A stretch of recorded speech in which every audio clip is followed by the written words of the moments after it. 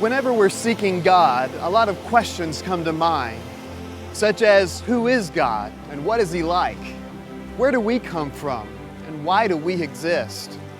And if there is a God, why is there so much pain and evil and suffering in the world?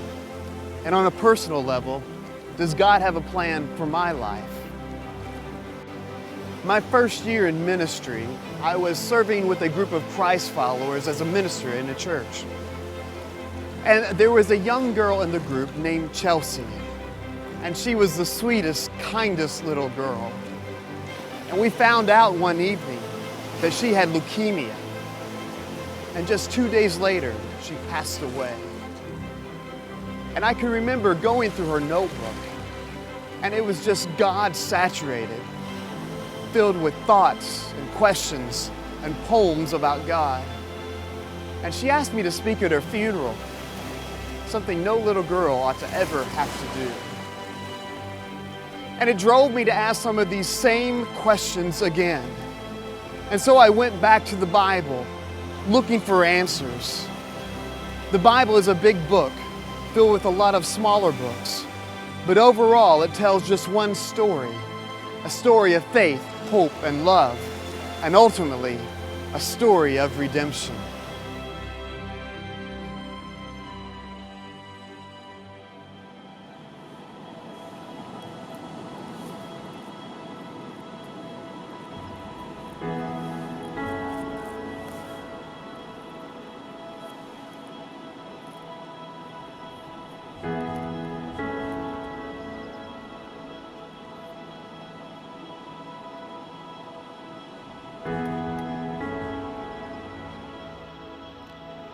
The Bible begins with a book called Genesis, which is a word which means beginning. And the opening words of the Bible are profound. This is what it says. In the beginning, God created the heavens and the earth. Now the earth was formless and empty.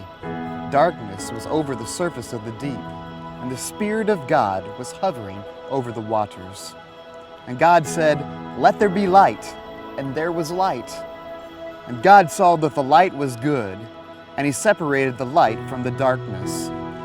God called the light day, and the darkness He called night. And there was evening, and there was morning, the first day. I love science and learning.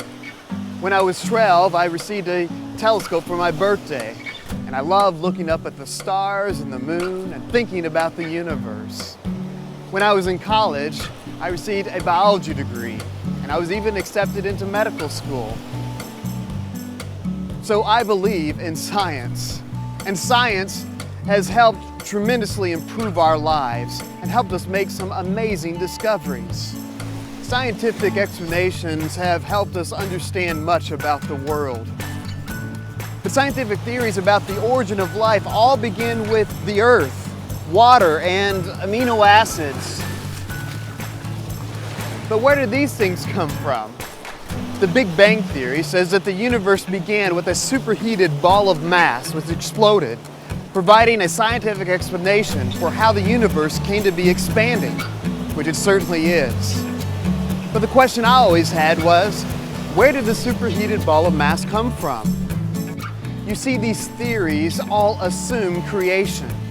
They do not explain the ultimate origin of things.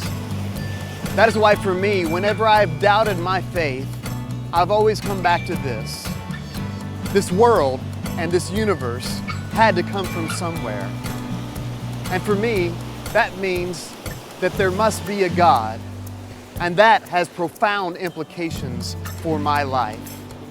Of course, today the question is, which God? Now, there are a lot of faiths out there.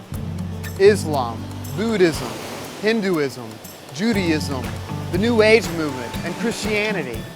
How do we know which one is the right one? That's a good question.